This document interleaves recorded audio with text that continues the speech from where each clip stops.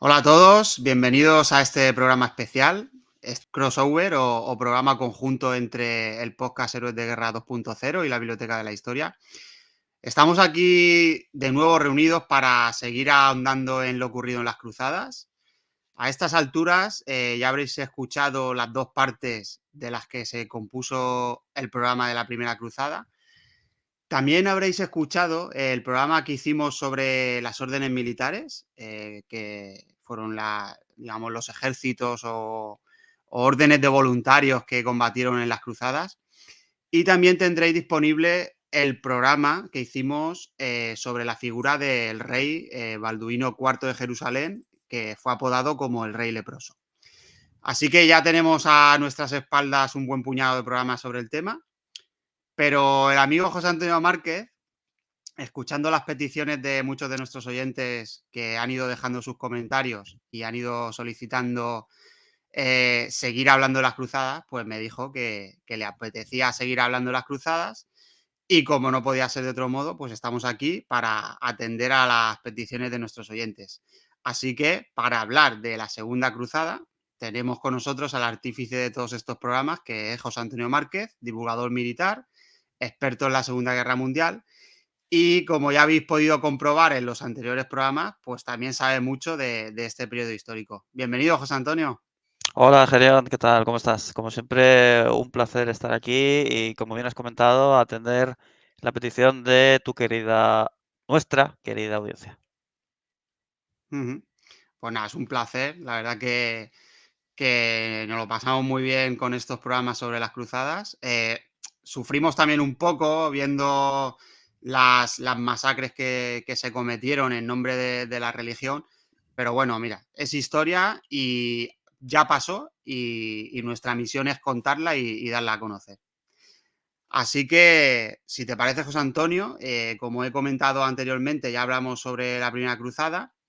Este enfrentamiento que tuvo su germen con la llamada del Papa Urbano II en el año 1095 a conquistar Tierra Santa con ese famoso Deus Bull, Dios lo quiere. Vimos también ese primer intento de conquista de Jerusalén por parte de Pedro el Ermitaño, que abanderó un avance hacia Tierra Santa, esa cruzada de los pobres, y fue rechazado, pero sin duda sirvió como preámbulo para la primera cruzada. Entonces llegó la primera cruzada, en la que Godofredo de Bouillon y su hermano Balduino, quien acabaría siendo rey de Jerusalén, junto a otros nobles caballeros, la mayoría de ellos fueron franceses, pues lideraron las tropas cristianas en la lucha contra los selyúcidas musulmanes y tuvo lugar entre 1096 y 1099 y concluyó con la victoria de los cristianos. Esto sirvió para crear, digamos, unos reinos, condados cristianos, que fueron el, lo tengo aquí apuntado, el reino de Jerusalén, como no, el condado de Edesa, cuyo conde era Joselino II, el principado de Antioquía, al mando de Bohemundo de Tarento, y el condado de Trípoli, quien era, digamos, conde Raimundo de Tolosa. Y se forman estos condados, estos reinos, que permitían también, digamos, un camino más seguro hacia Tierra Santa de todos los peregrinos cristianos, pero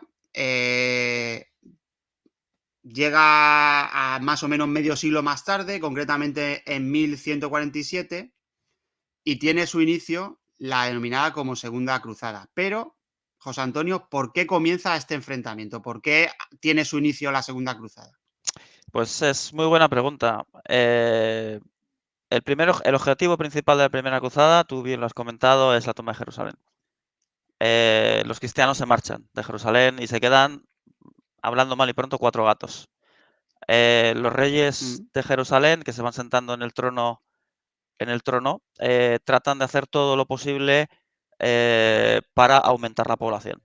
Entonces esa va a ser la mayor debilidad de los reinos cruzados. A pesar de que hay 4 o 5 expediciones por tierra, todas ellas son exterminadas por los seleucidas, ¿no? Ya bromeamos en uno de los podcasts diciendo, ¿no?, que que los harenes de toda Asia Menor se llenaron de cristianas. Eso es cierto. Es decir, a los hombres se les Ujú, pasaba cuchillo y a las mujeres y a los niños se les vendía como esclavos.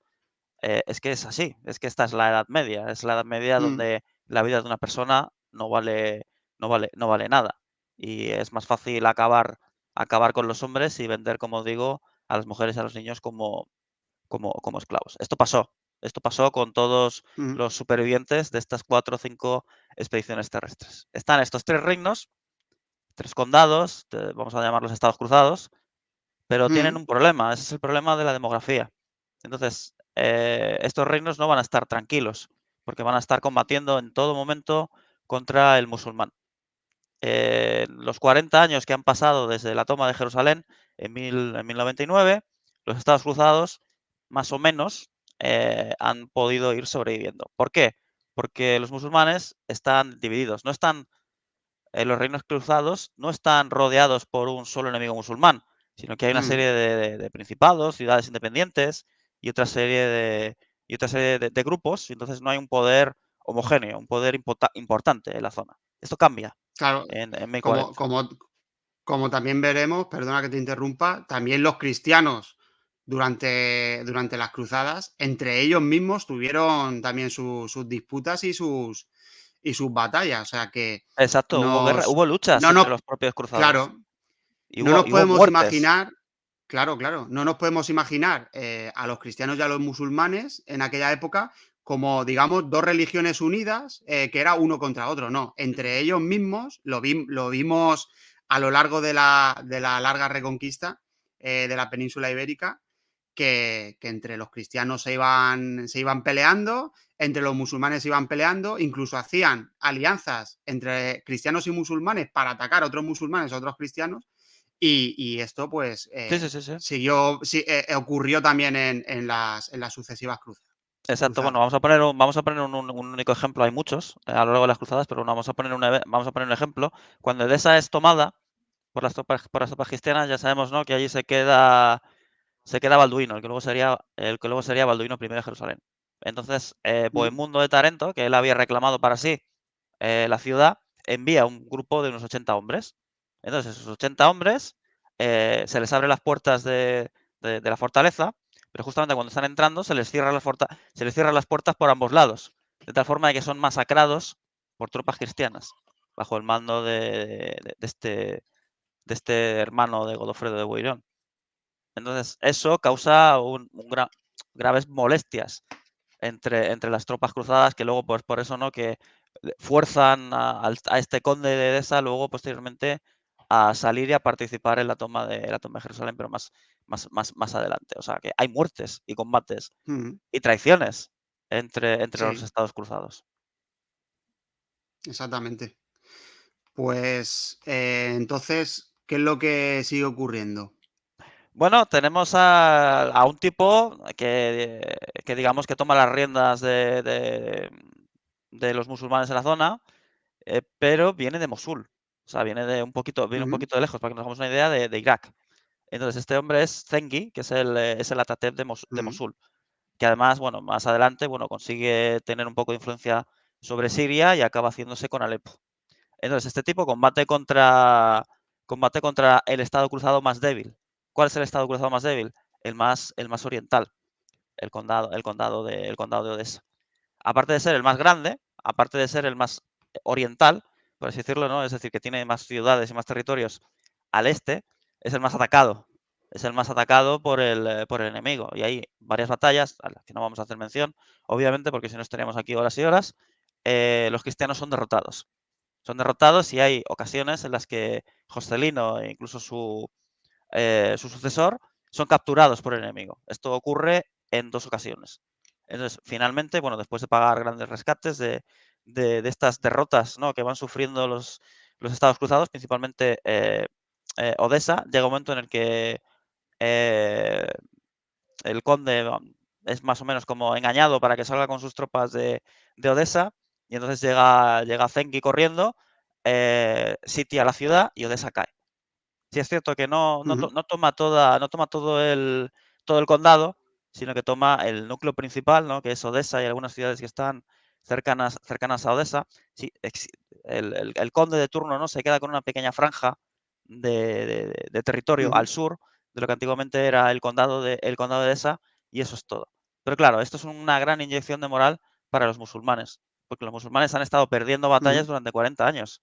Entonces, ahora hay un defensor de la fe, ¿no? Porque es que a él, a este, a este rey de la guerra, se le nombra eso, defensor de la fe, y es la victoria que los musulmanes estaban esperando, principalmente, ¿no? Pues para señalar a un futuro paladín que luche contra los cruzados, porque recordemos, los cruzados son invasores extranjeros que han llegado a estas tierras a golpe ujú, de espada.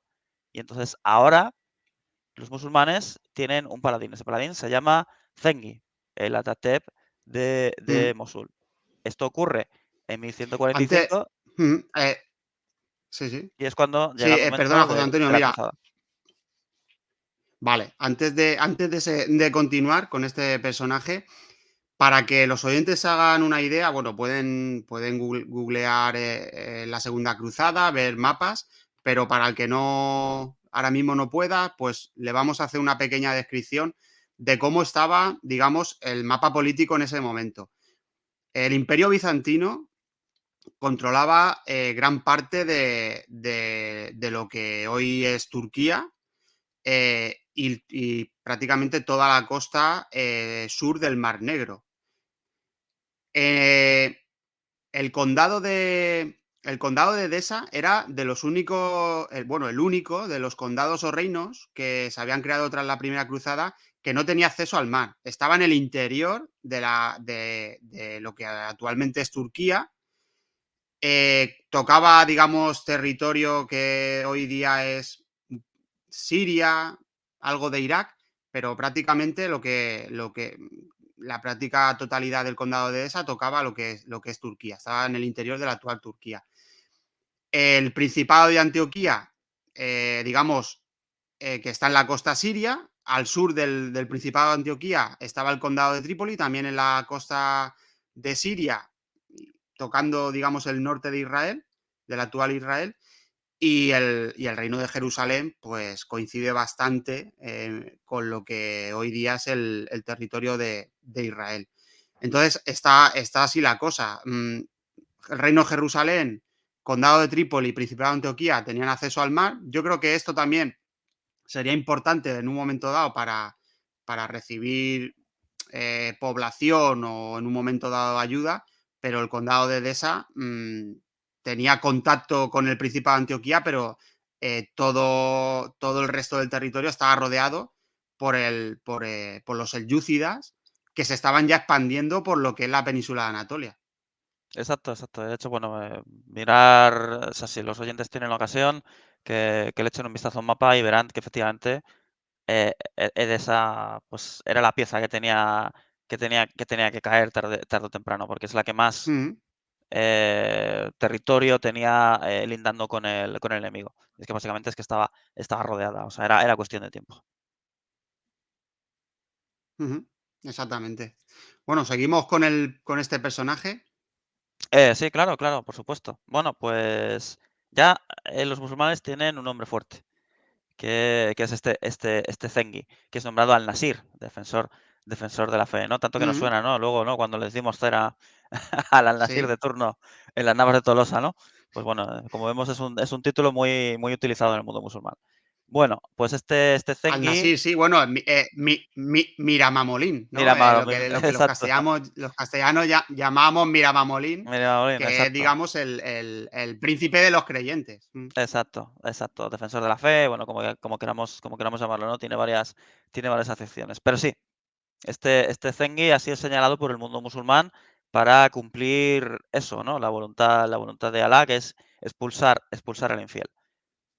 Pero claro, ¿qué es lo que pasa? Que Zengi pues tiene problemas internos, entonces pues de momento no puede continuar su avance hacia otros estados cruzados.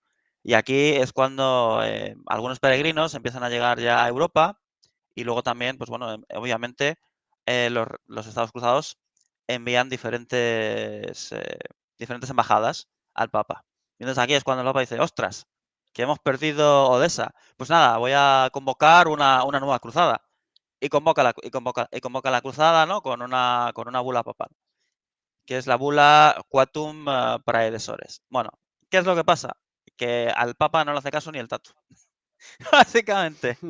Básicamente, el Papa, oye chicos, que hay una nueva cruzada, tenemos que ir todos a la guerra, tal. Bueno, pues desafortunadamente la primera llamativa del Papa no la oye nadie. Entonces el Papa dice, bueno, pero ¿qué pasa aquí? Claro, al Papa le falta algo muy importante, que es el marketing. Entonces la primera cruzada funcionó muy bien. ¿Por qué? Porque el Papa de aquel entonces era un supo vender la cruzada. Entonces el Papa necesita buscarse eso, necesita buscarse a su Joseph Goebbels para vender el cuento y venderle la moto a los nobles europeos. Y entonces, ¿recordáis que cuando estuvimos hablando de las órdenes militares había un tal Bernardo de Claraval que estaba ahí apoyando a los templarios y tal, y que es el Ujú, precursor del Cister, que es toda una eminencia y que es la figura cristiana posiblemente de la época más famosa? Pues ahí es cuando el Papa dice, hostia, este tío es mi hombre. Y entonces llama a Bernardo de ujú, Claraval y dice, oye, véndeme la cruzada. Y Bernardo de Claraval dice, hombre, por supuesto, hombre, Papa, yo aquí lo que tú necesites. Y empieza a vender la cruzada. Y vende la cruzada muy bien. De hecho, la vende tan bien que por primera vez no van a ir miembros de primer ni de segundo grado emparentados con la realeza, sino que van a ir reyes propiamente. ujú, Entonces va a ir el propio Luis VII de Francia y el emperador alemán Conrado II. Y entonces esto lo cambia todo. Lo cambia todo porque por primera vez van a ser reyes quien van a conducir una cruzada hacia Jerusalén, iba a decir. ¿Hacia dónde? Porque bueno, eso es una buena pregunta. El Papa ha convocado una cruzada. claro. Aquí hay un problema. Aquí hay un problema de facto muy grande. Se ha convocado una cruzada, pero no hay un objetivo. No hay un objetivo y eso a la postre va a ser uno de los grandes problemas que va a tener la segunda cruzada. El Papa recibe la información, dice, vale, perfecto, cruzada, hay que defender los santos lugares. Bueno, eso es un término muy abierto, ¿verdad? Muy genérico.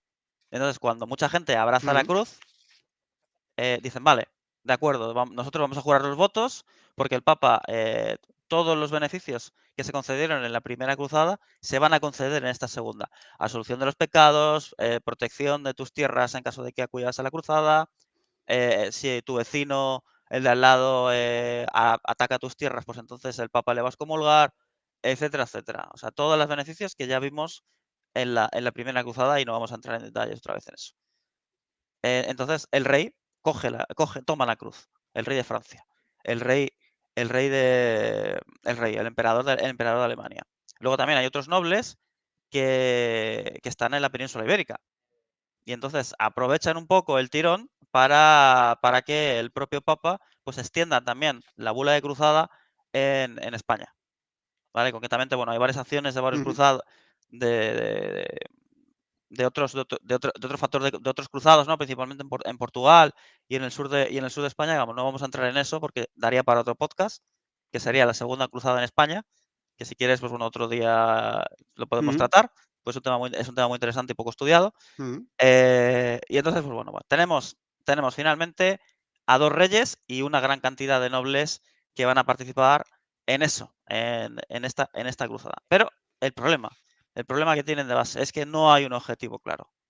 Pero quien va a ser la cabeza de esta cruzada, quien van a liderar la cruzada, van a ser estos dos reyes a los que hemos hecho mención. ujú. Hay una curiosidad respecto al rey del Sacro Imperio, Conrado III, y es que en este momento no era emperador, era rey del Sacro Imperio. Y es que el título de emperador lo otorgaba el pontífice, el Papa de Roma, y se ve que en ese momento no había muy, muy buena relación. Y si no me equivoco, esa raíz de la Segunda Cruzada, cuando ya le otorga el título de emperador del Sacro Imperio. Sí, puede ser. Ya te digo, Ujú, y luego el problema al que se enfrentaron los dos ejércitos, primero, es que no acordaron el reunirse en ningún sitio. lo cual, ujú. lo cual ya de facto es otro problema. Y luego no decidieron eh, seguir la ruta marítima, no, porque entonces, bueno, tendrían que alquilar barcos y saldría un poco más caro, pero eso sí, la ruta sería más rápida, pero decidieron ir por tierra otra vez, tal y como pasó en la primera cruzada. La segunda cruzada, también hay que comentarlo, porque ya sabéis que aquí comentamos lo bueno y lo malo, es aprovechado por algunos nobles, algunos eclesiásticos, para cargar contra los de siempre, los judíos. Entonces, hay varias matanzas de judíos, Sí, principalmente ujú, a lo largo y sí, ancho de Alemania, principalmente por esto, aprovechando el marco la protección papal, entre comillas, que concede eso, la segunda cruzada. El propio Bernardo de Claraval exactamente. Se incluso. dice que cuando Sí, se dice que cuando Conrado III empieza a reclutar en Alemania hombres para ir a la Segunda Cruzada, en ese ardor del discurso de somos cristianos, a ir a las cruzadas y tal, pues la gente se calienta. En Alemania, durante muchísimos años, hubo una gran cantidad de población judía y siempre ha sido mirada con recelo, sobre todo en época antigua, y se empezaron a producir matanzas de judíos y bueno, se produjeron auténticos progromos y murió muchísima población judía. Ujú, Sí, sí, sí, sí, sí. Ya te digo, hubo matanzas, incluso Bernardo de Claraval tuvo que dirigir sus pasos, o al menos eso dicen las crónicas, a Alemania para tratar de poner un poco de orden. Y los propios ujú, obispos estaban totalmente en contra de estas matanzas sin sentido. Pero es que, bueno, era algo habitual. O sea, cada ujú, vez que había una cruzada, el vulgo, los nobles o bien gente encendida aprovechaba para pasar a cuchillo a los judíos europeos. Principalmente en Alemania, hay que, ujú, hay que, hay que mencionarlo. Sí es cierto que también hay algunos casos en la península, pero fueron casos más puntuales y más aislados. Y de hecho, bueno, el rey de Castilla, por ejemplo, siempre trató de proteger, como él llamaba, a sus judíos, ¿no? Entonces, pues bueno, pues sí es cierto, por ejemplo, que el rey de Francia tiene algunos problemillas a la hora de irse, porque muchos nobles no están muy conformes con eso de ir a la cruzada, porque claro, eso les obliga a ausentarse de sus territorios durante años. Pero bueno, al final, pues bueno, Bernardo de Claraval hace un poco ahí de intermediario y consigue convencer a algunos de los nobles más importantes del Reino de Francia. También hay que decir, porque este es un personaje bueno, es un personaje conocido, pero poco estudiado en la Segunda Cruzada, que es una mujer. Hubo una mujer que participó en la Segunda Cruzada y además de forma muy activa, que estaba presente también en las reuniones de los reyes, que es ese gran personaje medieval que era muy queridísimo por Juan Antonio Cibrián, que es Leonor de Aquitania. Y Leonor de Aquitania, ujú, para aquellos que no lo sepan, pues era la duquesa de Normandía y por ende la propietaria por herencia de casi media Francia. Entonces, esta bella, bella mujer, ujú, muy guapa, acaba casándose con el rey francés. El rey francés tiene un apodo, el Santo. Entonces, digamos que no era muy dado a los asuntos carnales.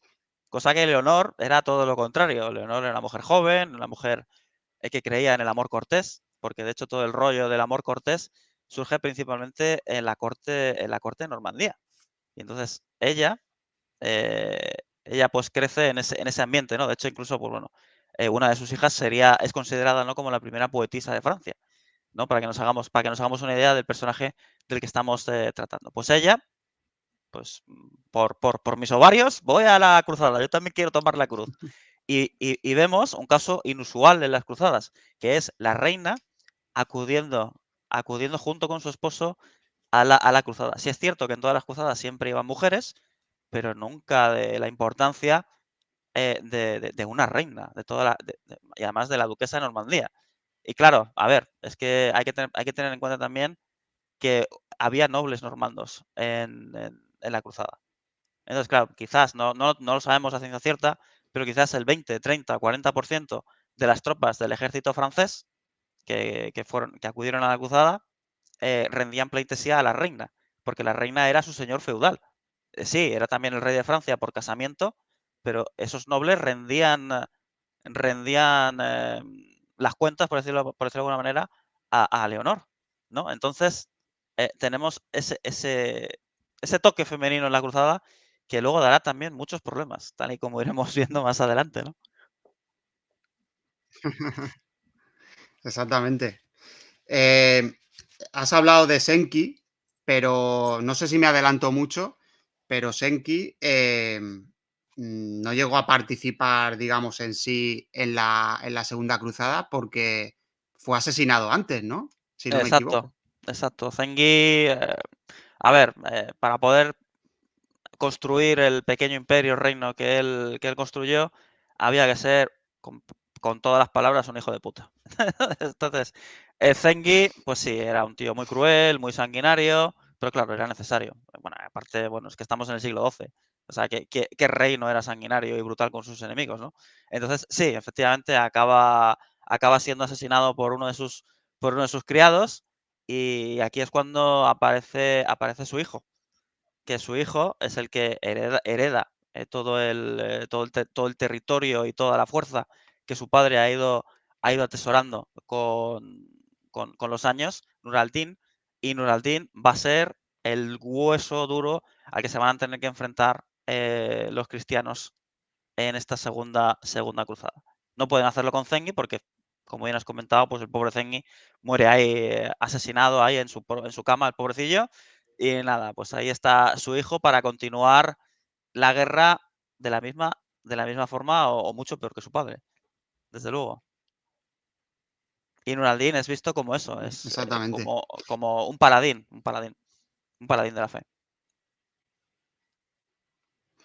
Vale, entonces, el condado de Edesa acaba cayendo totalmente en manos musulmanas ¿Correcto? Correcto, menos esa pequeña franja que hemos y... comentado al sur, sí. Ujú.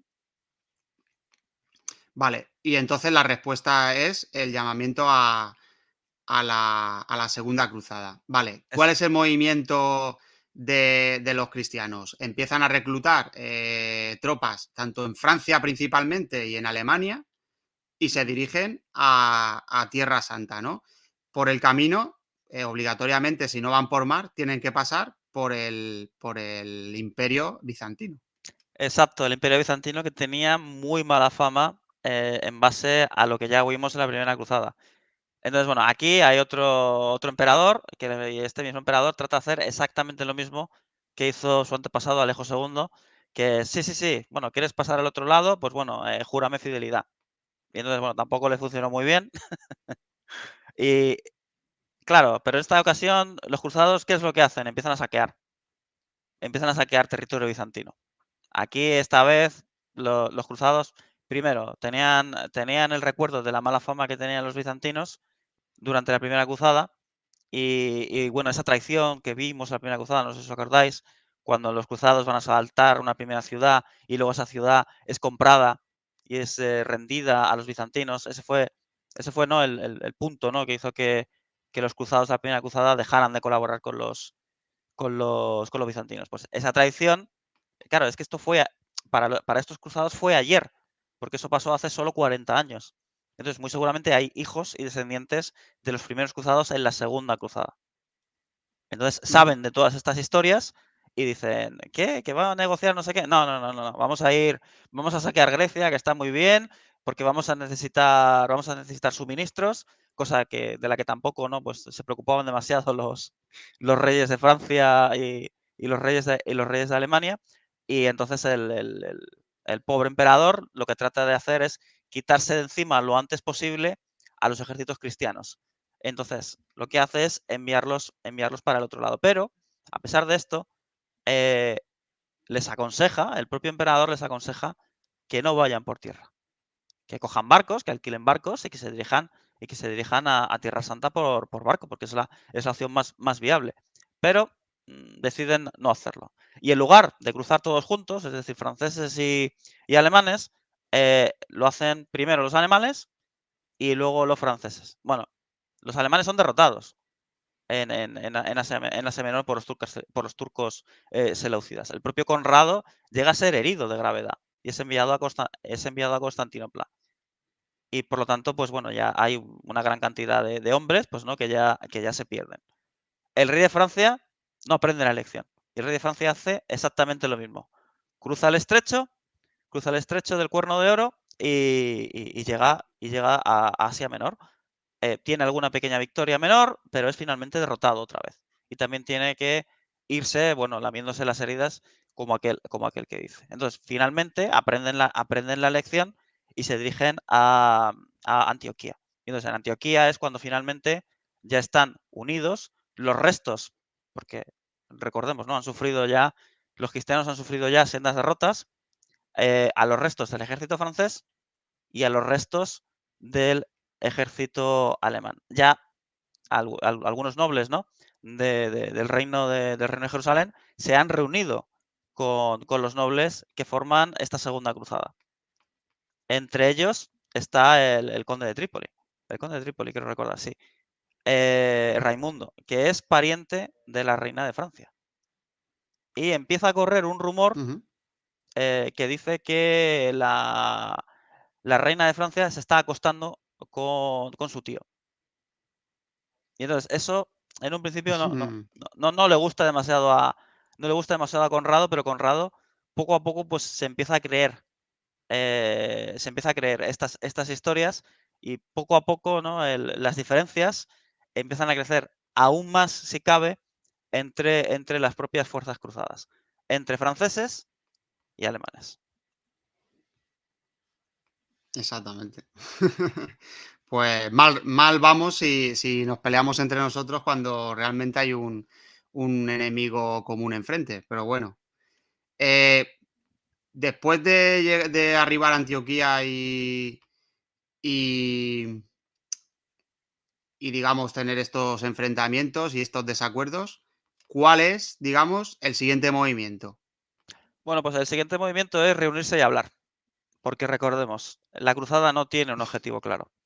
No tiene un objetivo que el propio Papa haya señalado diciendo: "Aquí tenéis que ir". Entonces, si yo, por ejemplo, tuviera la ocasión el día de mañana de tener una máquina del tiempo y de poder ir a un sitio, iría a ese momento. Iría a una reunión que tuvo lugar en Antioquía con el rey de Francia, Leonor de Aquitania, Conrado, el emperador alemán, el duque de Suabia, que luego posteriormente es Federico Barbarroja, el Ujú, Balduino, el rey de Jerusalén, los grandes maestres de la Orden del Temple, de la Orden del Hospital, los nobles más importantes del Reino de Jerusalén, todos están allí. Este es el momento de mayor esplendor de la corte del Reino de Jerusalén, en la que los hombres más poderosos de Europa están allí, al lado del rey de Jerusalén. Balduino, junto a su madre, la madre regente. Claro, hay que recordar que en este momento el rey Balduino es bastante joven, porque su padre había fallecido en 1143, si mal no recuerdo, y es algo que Zengi trató de aprovechar. Pero bueno, desafortunadamente, pues bueno, como ya sabemos, ¿no? Zengi falleció, tuvo problemas en Mosul y en otros territorios que él controlaba y al final pues no pudo tomar ventaja de eso. Aunque luego sí es cierto que Antioquía cae en manos musulmanas. Pues bueno, tenemos aquí a los, cla- a los cristianos claro, discutiendo. eso, vale, José Antonio, una cosa. Has dicho que cae Antioquía más tarde en manos musulmanas, y es que, claro, debemos recordar que, digamos, el fin primero, o por lo que se había iniciado esta segunda cruzada, era por ir a recuperar Edesa, entre comillas. Pero es que Jerusalén y Trípoli y Antioquía aún estaban en manos de los cristianos. Claro, claro, claro. Pero el Papa en esta ocasión no ha dicho tenéis que ir a tomar Edesa. Ese es el problema. Ujú. Ese es el problema de facto. De hecho, si tú Vale, lees vale. la, si tú Claro, lees la claro, bula, claro. si tú lees la bula papal, dice, bueno, sí, hay que ir a defender los santos lugares. Pero bueno, no hay un objetivo real. El punto de ignición de la segunda cruzada, sí, es la caída de ese condado cristiano. Pero el Papa no dice que hay que recuperar ese condado. O sea, es decir, la cruzada tiene como objetivo esa ciudad. Entonces, ahora se reúnen Ujú. todos estos nobles para debatir sobre qué hacer. Sobre tomar, hay que retomar Odesa o no, o sí, y no. Y no, aquí de nuevo la codicia del ser humano hace de nuevo acto de presencia y de repente dicen, bueno, sí, esa está bien, pero es que hay una ciudad más rica que está más cerca, que en teoría debería ser más fácil porque no está bajo control de Al-Nasir, de Nur al-Din, que es Damasco. Ujú, una de las joyas de Asia, una de las joyas de Asia Menor. Esta ciudad es aliada, repito, es aliada de Jerusalén. Es aliada del reino de Jerusalén Ujú, contra precisamente aquellos que han tomado la ciudad de Edesa. ¿No hubiera sido más razonable atacar Edesa con la ayuda de Damasco? Pues no. Aquí Balduino escucha a quien lo debe, a los templarios, como de costumbre, y los templarios, atacar Damasco, atacar Damasco, atacar Damasco, y al final todos acuerdan eso, atacar a un aliado del trono de Jerusalén. Repito, que esto es importante mencionarlo, que es Damasco. Y entonces, pues bueno, todos se lían la manta a la cabeza y espada en mano, crucen la otra, dicen, pues venga, vámonos todos a, vámonos todos a Damasco. Y ahí es cuando ya finalmente el objetivo está claro, es la toma de Damasco. Pero recordemos, esas ujú. disensiones que existen entre los cruzados y luego la reina de Francia, que cada vez tiene una voz más predominante en las reuniones. Llega un momento en el que ya el rey de Francia la tiene que sacar la tiene que sacar literalmente tirándola de los pelos. De hecho, esta frase, ¿no? De cállate, mujer, tú no entiendes de la guerra, muy seguramente la pobre Leonor de Aquitania la tuvo que oír en varias ocasiones, hasta que ya en un momento Leonor le dice, no, es que tú no tienes ni idea. Y entonces es cuando ya el rey, cansado de estas luchas matrimoniales que tiene enfrente de todos los nobles, la saca de la tienda arrastrándola de los pelos, literalmente, ¿no? Eso es lo que, o al menos eso es lo que nos dicen las crónicas. Claro, eso unido a la mala reputación que tiene Leonor de Aquitania con respecto a que está teniendo relaciones carnales con su tío, hacen que la situación esté al borde de estallar y finalmente la mujer se marcha.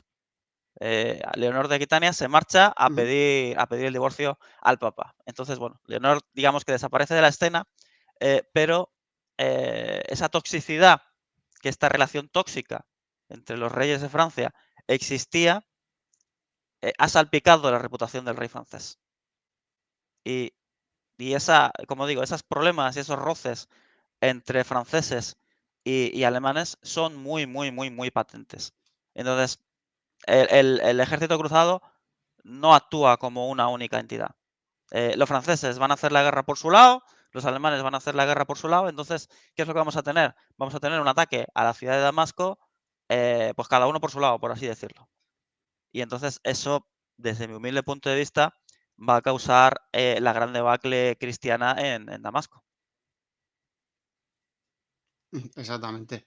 Y has hablado de que los musulmanes, bueno, lo hemos comentado, de que ellos tampoco estaban unidos, tenían sus, digamos, sus disputas entre ellos, porque digamos que estaban los selyúcidas, estaban los fatimís también por ahí por Egipto. En este caso, eh, ¿hacen alianzas entre ellos? ¿Se unen para combatir a los cristianos? ¿O hacen igual, al igual que los cristianos, cada uno hace la guerra por su cuenta? Claro, aquí tenemos un problema de facto que cometen un error de facto que cometen los cristianos, que es atacar a Damasco. Recordemos, Damasco es una ciudad enemiga del resto de las facciones musulmanas. Pero claro, eh, la otra facción, el Atatürk de Mosul, el hijo de Zengi, va a aprovechar la situación. Dice, vale, vale, están atacando una ciudad que es una ciudad que yo quiero que quede bajo mi control. Voy a ayudar, voy a ayudar a esta ciudad. Y Damasco dice, perfecto, voy a permitir que Zengi me ayude. Es decir, los musulmanes se alían contra un enemigo común, que son los cristianos. Es decir, los cristianos, en lugar de aprovechar las debilidades que tenían los musulmanes, que era que estaban divididos, decidieron atacar al enemigo de mi enemigo. Y entonces, obviamente, los enemigos se hicieron amigos para hacer frente a un enemigo común, que eran los cristianos. Si hubieran aprovechado las debilidades políticas que tenían los reinos o estados musulmanes, quizás la situación hubiera sido ligeramente diferente. Eso de divide y vencerás, pues hubiera sido quizás, desde mi humilde punto de vista, una acción más correcta en la segunda cruzada. Pero no fue así, y entonces, Ujú, claro, se prepara un gran ejército para poder ayudar a los defensores de Damasco. Entonces, a medida que los ejércitos cristianos van avanzando, digamos que hay como una zona de arboledas, donde hay árboles frutales y cosas así, en las que los cruzados, pues, digamos que pueden coger suministros. Pero todas esas zonas han sido ocupadas por tropas musulmanas, de tal forma que entrar en esos territorios, que en un principio no podrían haber dado suministros a los cristianos, se hace inviable, porque los cristianos tratan de dividirse en pequeños grupos, pues para saquear todos estos territorios, pero siempre son aguijoneados por tropas musulmanas que atacan, golpean y se retiran. No buscan un enfrentamiento directo con los cristianos. ¿Por qué? Porque saben que la fortaleza de un ejército cristiano reside en eso, en la batalla campal, en la batalla cuerpo a cuerpo, en la batalla en la que el arma principal de los cristianos, que es la caballería pesada, puede brillar con luz propia. Ya lo vimos, ¿no? En la batalla de Ascalón, por ejemplo, o en otras importantes victorias que luego tienen los cristianos más adelante, ¿no? Como por ejemplo la batalla de Monguisar. Los musulmanes han aprendido, saben que un ataque frontal, un ataque a gran escala, no sirve contra los cristianos. Entonces es por eso que aguijonean a los cruzados, las rutas de suministros se empiezan a estirar cada vez un poquito más, un poquito más. Los musulmanes asaltan estas líneas de suministros, haciendo que el avance del ejército cristiano ya se demore un poquito y empiezan a tener principalmente esos problemas de agua y problemas de comida, ¿no? Algo que en un principio pues no debería estar controlado, pues parece ser que no lo está tanto. Y eso crea de nuevo malestar entre las tropas cristianas. ujú.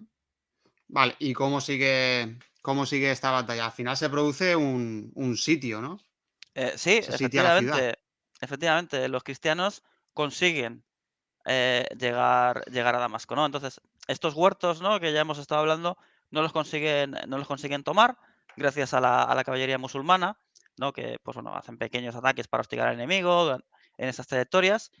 Y bueno, el ejército cristiano ha llegado a los pies de las murallas de Damasco. Inmediatamente, sin perder ni un momento, ni un minuto, porque claro, tienen el problema añadido, ¿no? De esas tropas, ¿no? Que están aguijoneando desde la zona de los huertos, que están aguijoneando sus rutas de suministros, tienen que asediar la ciudad. Se ponen directamente a asediar la ciudad en el menor tiempo posible.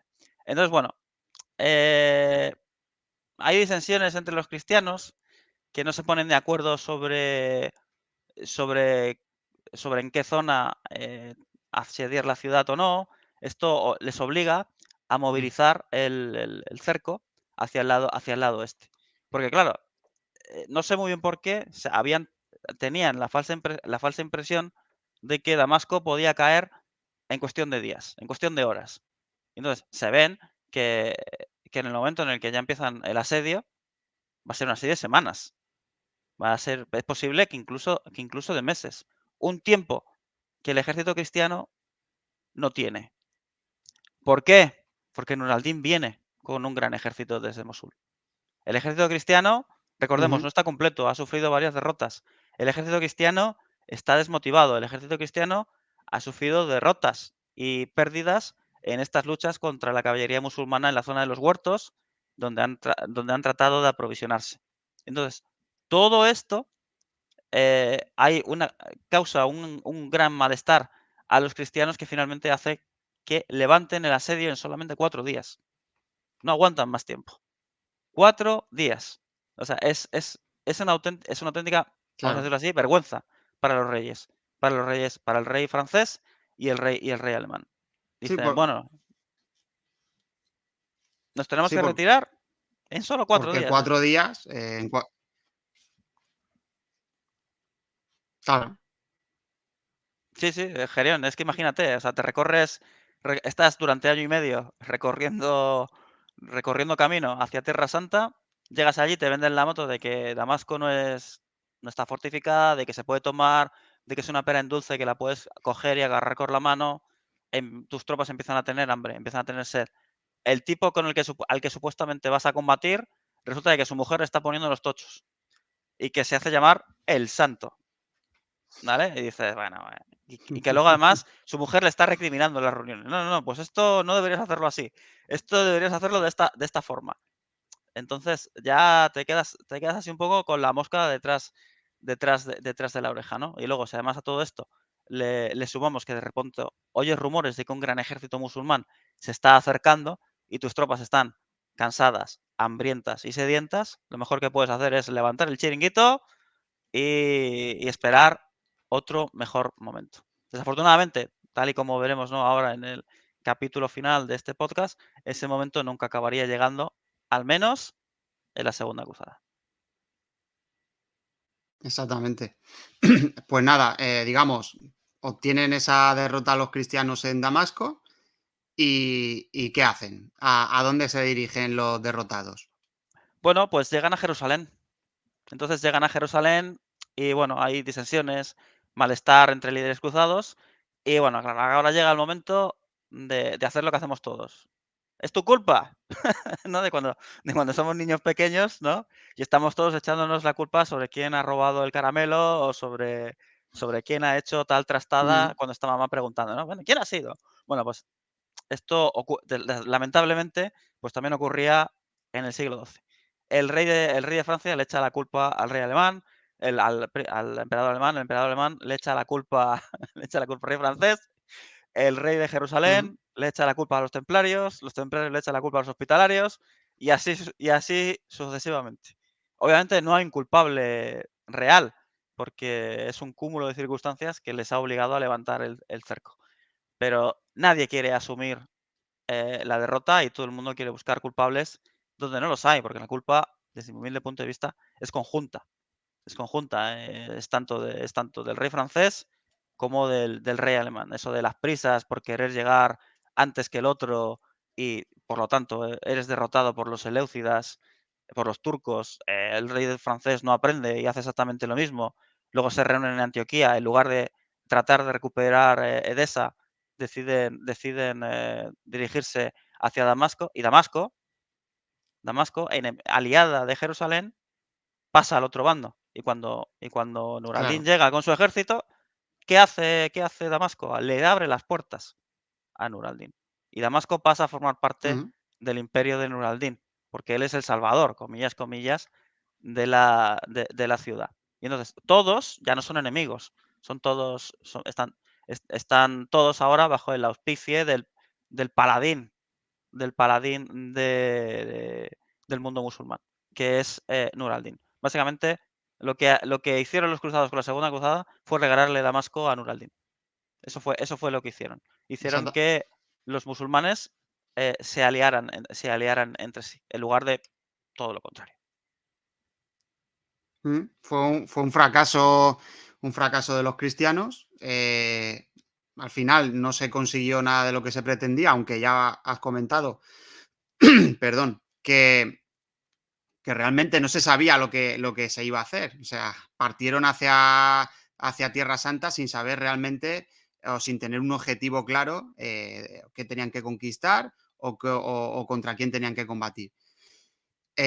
Pierden aquí, digamos, en Damasco, se retiran a Jerusalén, pero la Segunda Cruzada no solo engloba, digamos, este capítulo histórico, sino que también hay dos enfrentamientos en otros dos lugares, porque Balduino II decide atacar Egipto. Ujú. ¿Qué es lo que ocurre aquí? Bueno, es una historia muy interesante que, si te parece, lo podríamos dejar para otro podcast. Y tratamos el Vale. tema más en profundidad, porque normalmente se suele hablar muy por encima de las campañas, vamos a decirlo así, las campañas del Trono de Jerusalén en Egipto, pero es que es un tema muy Ujú, apasionante, donde los cristianos trataron en todo momento, en muchas ocasiones, precisamente eso, ¿no? Tratar de arrancar ese territorio para incluirlo a la corona de Jerusalén. ¿Por qué? Porque el reino fatimí de Egipto estaba muy debilitado y sabían que con 3, 4, 5 victorias, que en un principio se las pensaban que iban a ser fáciles, no lo fueron tanto por otros factores externos, ¿no? Que luego veríamos, Ujú, o la muerte temprana de algún rey en medio de la campaña, que eso también sucedió, haría que finalmente esta perla que todo el mundo ansiaba cayera en manos musulmanas, en manos de Saladino. ¿Por qué? Porque desde mi humilde punto de vista yo creo que los cristianos no jugaron bien sus papeles, no jugaron bien sus bazas. Eh, con el rollo este siempre de la cruzada, es más fácil, para ellos, llegar, tomar una ciudad y masacrar a todo el mundo. Entonces, claro, ¿eso qué hace? Hace que la resistencia de las siguientes ciudades, pues, sea mayor. O sea, ¿por qué una ciudad musulmana de Egipto se va a rendir a los cristianos si cuando abren sus puertas los matan y los masacran a todos? Entonces vemos que los errores que cometen los claro, cruzados en la primera cruzada, al tomar Jerusalén, tomar Odesa, etcétera, etcétera, hacen exactamente lo mismo en las pocas ciudades que toman en Egipto. Eso va a hacer que la poca resistencia que podrían ofrecer las tropas fatimíes de Egipto se multipliquen, porque los fatimíes de Egipto saben que cualquier ciudad que caiga en manos cruzadas va a ser una matanza. Entonces, ujú, la debilidad de los fatimíes de Egipto, a la larga, jugaría en contra de los intereses de Balduino II, Balduino III, de Joscelino y de todos los reyes posteriores que trataron, como digo, de tomar Jerusalén. De tomar Jerusalén, perdón, de tomar Egipto. En Jerusalén, cuando están todos reunidos, antes de que Balduino II vaya a Egipto, tratan de tener algún tipo de entendimiento. Entonces, Balduino les trata de vender la moto de: "Oye, vámonos a Egipto. Egipto está aquí al lado y tiene muy poca resistencia". Claro, les está vendiendo otra vez la moto de una baja resistencia, y ya han visto lo que ha pasado en Damasco. Entonces, se buscan un objetivo un poco más pequeño, que es la ciudad de Ascalón, pero no llegan. Las tropas cruzadas finalmente se marchan. Conrado ya cansado no, Conrado, sí, me parece que el primero que se marcha es Conrado, el emperador alemán, y luego posteriormente, 6 ujú, meses después, se marcha Luis VII de Francia. Entonces, a pesar de que hay un nuevo objetivo, ninguno de los 2 reyes, cristianos, es muy partícipe de continuar la cruzada y de perder más hombres. Y eso es finalmente lo que acaba pasando. Y entonces ya ahí es cuando ya Balduino, como bien has comentado tú, Gerión, ujú, decide de nuevo, ¿no? Liarse la manta a la cabeza y dirigirse a Egipto, aprovechando un poco el marco de la cruzada. mm. Luego, otro escenario que ya has comentado que se daría también para otro podcast, porque es muy desconocido, pero también tuvo su importancia, fue, digamos, esa ramificación de la Segunda Cruzada que se extendió por la península ibérica y que tenía como objetivo luchar contra los musulmanes en la península ibérica. Pero eso lo vamos a dejar para otro programa. Y bueno, conclusiones, consecuencias, vemos que realmente la Segunda Cruzada lo único que sirvió es para remover el avispero en aquella zona, calentar los ánimos y provocar muertes y disidencias en las tropas cristianas, en los cruzados, ¿no es así? Eso es, y algo todavía más importante, que es unir al mundo musulmán. Unir al mundo musulmán bajo una única figura. Nur al-Din. Nur al-Din, luego en 1154, bueno, anteriormente tenía una alianza con Damasco, toma la ciudad de Damasco sin problema, de forma pacífica, cosa que obviamente Mm, los cristianos no lo hubieran hecho, ¿no? Como ya sabemos. Y esta unión del mundo musulmán posteriormente será utilizada por aquel que acabaría dándole el puntapié a los cristianos de Jerusalén. esa figura que es Ujú. Saladino. Exactamente. Sí, vemos ya aquí aparecer en el horizonte al azote de los cristianos en aquella parte del mundo. Pues nada, no Exacto. sé, José Antonio, si quieres añadir algo más, poner, digamos, ya en antecedentes de qué es lo que va a ocurrir ya en el próximo capítulo, que sería la tercera cruzada, aunque, como hemos comentado, sí que sería interesante comentar esas ramificaciones de la segunda cruzada, tanto en Egipto como en la península ibérica. Pero no sé si quieres añadir algo más, así que como colofón a este programa. Sí, como colofón, bueno, yo quisiera romper una lanza en favor de Leonor de Plantagenet, la pobre que se fue a llorar ahí un poco al Papa, y el Papa le dijo: "Venga, hombre, sigue con tu marido otro tiempo y tal, que no pasa nada, hombre, que no pasa nada, que esto ocurre en todos los matrimonios". La pobre, pues bueno, más o menos que se dejó convencer por el Papa, pero el rey, con el mal humor que traía de vuelta de las cruzadas, digamos que no se portó muy bien con su mujer, o sea que seguramente le llovieron palos otra vez, y finalmente la pobre Leonor de Plantagenet, reina de Francia, acabó divorciándose de su marido, gracias al Papa. Esta poderosa señora feudal, dueña de media Francia, se acabaría fijando en el futuro rey de Inglaterra.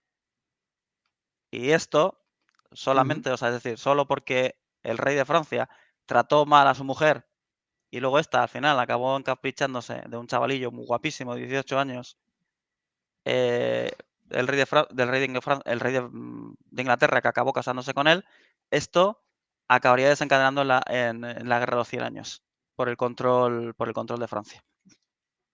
O sea, como para que Aquí, veáis que todo cualquier pequeño hilo que se queda pendiente en la historia, tiene su eco. Tiene su eco y tiene sus repercusiones, por lo cual, cualquier cosa que hagáis en vuestra vida, aunque creáis que es algo pequeño, pues finalmente puede tener, sus consecuencias a gran escala. exactamente. Pues muy bien, ha quedado muy bien este colofón, José Antonio. Y nada, hasta aquí el programa de hoy. Dejaré, como siempre, en la descripción del audio los enlaces a las plataformas de compra de los libros de José Antonio Márquez, aunque prácticamente los tiene todos en Amazon. Y bueno, aquí a mi lado tengo dos libros de José Antonio, el de Ases Blindados y el de Memorias de un veterano alemán. Son dos de los más de 40 libros que tiene ya a sus espaldas. Y bueno, como siempre, José Antonio, muchísimas gracias por hacer este programa, este crossover que hemos hecho, la Biblioteca de la Historia y Héroes de Guerra 2.0. Y como siempre, es un placer. No, gracias a vosotros, como siempre, ya sabéis que me apasionan estos temas y que me deis la posibilidad, una vez más, de poder compartir mi pasión histórica con vosotros, es agradecer, de verdad, muchas gracias. Pues nada, a los oyentes, espero que hayan disfrutado y nada, tienen la zona de comentarios para cualquier comentario que quieran dejar, sugerencias, porque esto al final también ha sido forzado por los oyentes que vamos, nos han animado a seguir con esto de las cruzadas. Y bueno, ¿cuántas cruzadas fueron? ¿8? O sea Y que más. creo que tenemos, Y más, y más. creo que tenemos para largo si los oyentes quieren que sigamos con esto. Así que, pues bueno, pues ahí tenemos ese reto de ir tratando una a una todas las cruzadas y, como he comentado, sus ramificaciones o sus, digamos, consecuencias que tuvieron en otros territorios de Oriente Medio y de Europa. Sí, mira, Gerión, ahora que estás justamente comentando esto, hay un detalle que no hemos comentado de la Segunda Cruzada, que son las cruzadas bálticas. Que las cruzadas bálticas comienzan en el marco de la Segunda Anda. Cruzada. Que no lo hemos comentado, porque claro, es imposible, ¿no? Mencionarlo todo de forma resumida en la Segunda Cruzada. Pues, en el marco de la Segunda Cruzada comienzan precisamente eso, las cruzadas bálticas en el norte de Alemania, que poco a poco se van extendiendo más y más al este, porque a pesar de que estamos en el siglo XII, en toda aquella región estaba todavía, estaba todavía sin civilizar, vamos a decirlo así, sin cristianizar. Entonces había una gran cantidad de tribus paganas, incluso en ese siglo. Entonces los alemanes pusieron, pusieron su ojo precisamente en todas las zonas bálticas, ¿no? Estonia, Letonia, lo que hoy en día es Estonia, Letonia, Lituania, donde luego posteriormente una orden de caballería muy importante, la orden teutónica, jugaría un papel vital en estas cruzadas bálticas. Pero la primera cruzada báltica ocurre eso, en el marco de la Segunda Cruzada. Una de estas, como bien ha comentado Gerión, de forma excelente, porque a mí se me había olvidado por completo, de estas pequeñas ramificaciones que había de cada una de las cruzadas. Y recordad, de la Segunda Cruzada no hay, no hay miembros de la Orden Teutónica. La Orden Teutónica surge de forma posterior, por mucho que la Wikipedia se empeñe. Pues mira, lo que voy a hacer es apuntármelo aquí, las cruzadas bálticas, y bueno, como un posible futuro programa, que la verdad que es muy interesante. Y como bien dices, sí, en aquella zona, digamos, aún no se había expandido el cristianismo. eh, Allí estaban digamos, los eslavos, Ujú, mucho más al este estaban, bueno, se habían iniciado la expansión de los mongoles correcto. y bueno, esto daría para mucho porque habrían capítulos y guerras, vamos, sangrientas y muy interesantes, por cierto. Y Así derrotas que nada, cristianas pues también. mira, lo dejamos. eh, Cruzadas Exactamente, ba sí. Luego vendría eh, digamos, los cismas, la Iglesia Ortodoxa, bueno, menuda historia. Así que, pues exacto. mira, lo Cruzadas dejamos aquí anotado y para cruzadas en el para hielo un y futuro nieve. programa. Ahí es nada. Muy interesante. Pues nada, un saludo a todos los oyentes. De nuevo, José Antonio, gracias por estar aquí y hasta otra. Chao, chao.